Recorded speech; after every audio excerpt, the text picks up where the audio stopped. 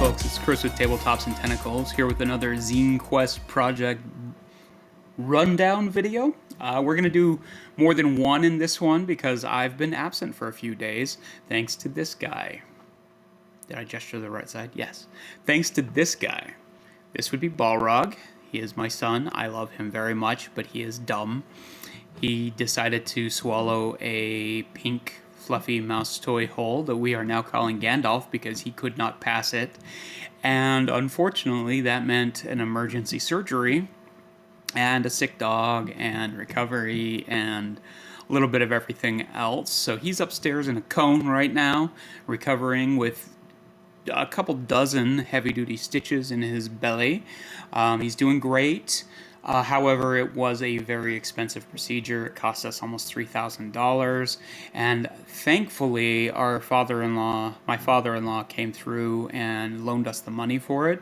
But if you'd like to help us try and pay back the cost of this operation and keep Balrog in his now expensive food that he's eating for recovery, please check out the links below after you watch the video and see if there's any games that I have available that might be interesting to you. I've got a couple of games in late pledges right now, including Summer of Lovecraft, which is a mothership hack based in 1960s San Francisco. Toonpunk is my classic dungeon crawler that's in late pledges, and there's also links to all of the stuff I have on drive-thru right now. I'd appreciate it. It's been a rough month, and this has been tough, but he's worth it. He's a great dog, and he's a good boy, but anyway, on to the games.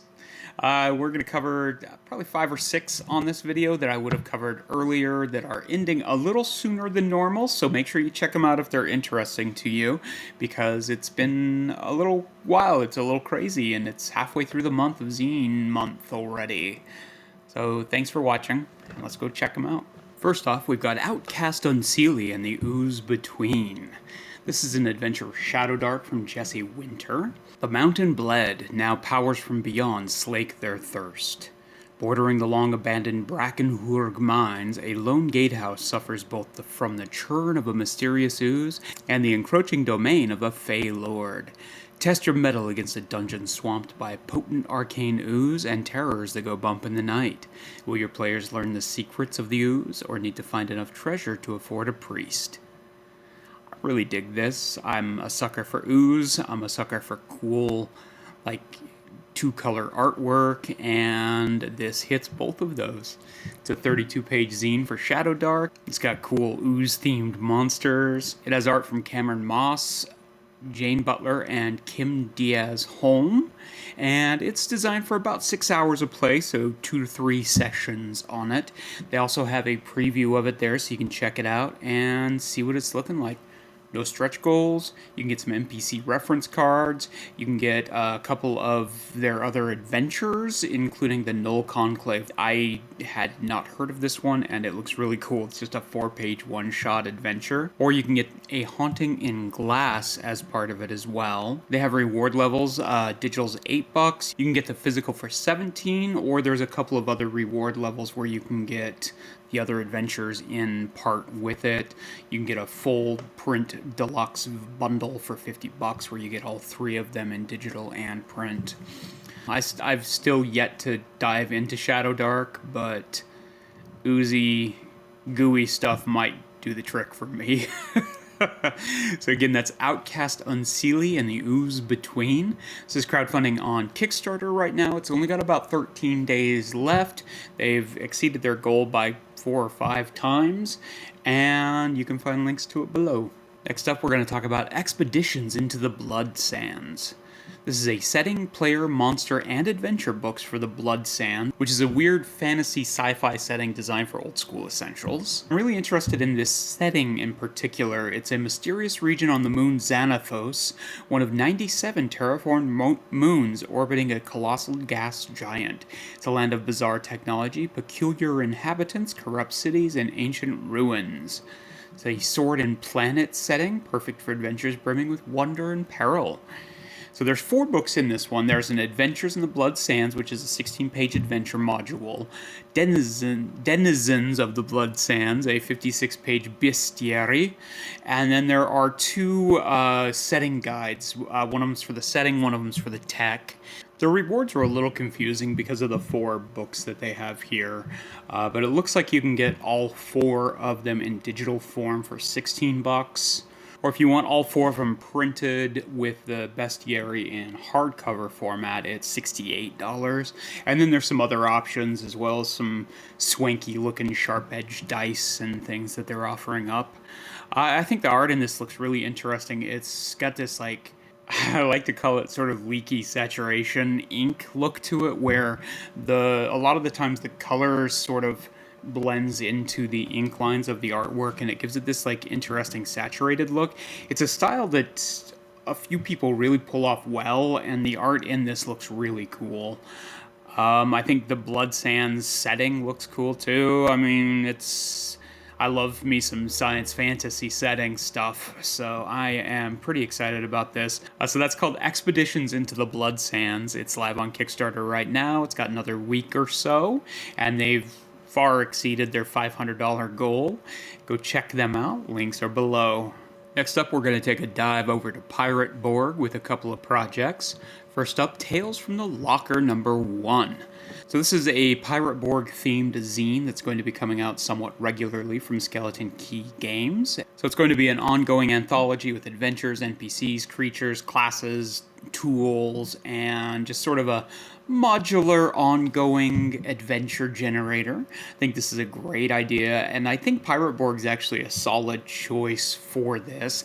It's just a simple 32-page zine, contains robust adventure locations, a heist one-shot, character classes, and heaps of creatures. Everything's kept real simple. It's $6 for the PDF, $16 for both the PDF and the print, or you can get a sketch cover where someone will scribble on your zine for you. They've got a few stretch goals, and they're starting to work their way through the unlocking on that. And they've got about a week to go. They've well exceeded their goal and ready to rock and roll. In addition, for Pirate Borg is These Bloody Sails. This is one of the larger Zinequest zines I've seen this time around. This is from This F and GM, who I believe has a YouTube channel and does miniatures and all sorts of stuff. The cover on this is fantastic. It's got a very old school look to it. It's all greens and whites and blacks. And this is a 44-page zine with a single adventure broken into 3 different sections. It's got expanded rules for careering and chase scenes, mini adventurers. This all takes place on the Isle of 1,000 Flamingos, and the art in this is just absolutely fantastic. I'm not sure. I need to scroll down and see who does the art in this. So William Tramp is the writer and designer on it, and Josh Christopherson does the art and layout on this. And it makes sense why it's doing as well as it is. You can get the digital copy for $7. You can get the print copy for $20. There's stickers, which I think are kind of odd, honestly. I kind of prefer my stickers without the names of things on them. But they're stickers if you want them. That one's still got about a week to go, so if you are interested in These Bloody Sails, head over to Kickstarter, check it out. You can find links below. Next up, we're going a little more indie and less fantasy for the last couple here. First up, we're talking about Caught, which is a city crawler solo RPG about a stray cat fighting for survival in a metropolis corrupted by an ancient alien presence. Love the idea of this. I think it sounds really cool. The artwork in it's just absolutely gorgeous.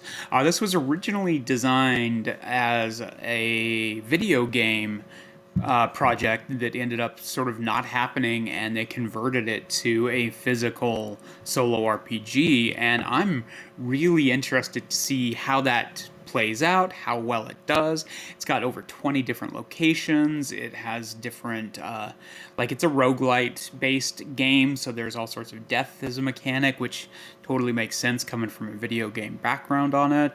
But the artwork's gorgeous. It's all pinks and blacks and shadows, and I think it's a great idea for a game. They've hit their goal. They've still got about 2 weeks to go on it. You can get the PDF for $8, or you can get the PDF and the printed zine for $15.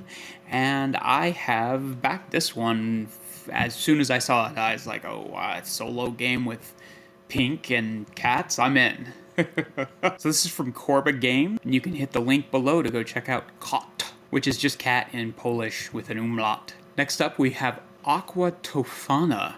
This is a Baroque solo game about poisoning your husband. So this is from Jess Geyer, and it's based on an event from the 1600s in Spain? Yes, Spain, and I'm not going to try and pronounce anybody's name in it because I'll butcher all of them. But it's a really interesting take on the rights of women during that time frame and how they were sort of dominated by the men, and their options were sort of limited as far as that's concerned. And in this game, you put yourself in such a woman's place. You have a bottle of Mana di San Nicola, and you'll be a widow soon. So this is a journaling game, and it's played with a deck of tarot cards. During each of 4 phases, you'll read and interpret a spread of cards using both your interpretations and the prompts from the book, then write about what occurs. As the game progresses, you'll have to make decisions about the sacrifices you're willing to make for your freedom and safety, wresting control of your own fate. Will you give up your dowry, your dreams? Will you confess and bring down the Aqua Tofana ring entirely? I think this is really interesting. I like that it's designed to sort of teach you tarot and tarot readings as you play the game. It's all designed off of like remixed Renaissance and Baroque style artwork, and so all of it's handmade from used art, and I think it just looks really interesting. I love these like super laser focused topics and interest ranges on games like this, particularly during Zinequest. It's what Zinequest is for. You can get the digital zine for $10, you can get the printed zine for $20, and if you're in a tough place and still want to play the game, you can get a zine for $1 over there, so go check it out. This is from Wannabe Games. It's got about a week to go, so hit it up quickly. And that was Aqua Tofana on Kickstarter. So I think that's going to bring us to a close on this larger rundown of games. If you have the wherewithal to do so, please check out the links below for supporting me in this channel. Balrog could use... Well, Balrog doesn't care, he's a monster. But we could use the support and help to help pay back our father-in-law for his operation. And another way you can support the channel is hit subscribe and like and comment below with what other projects you're backing for Zinequest that I need to take a look at. Thanks for watching, and as always, may you live in interesting times.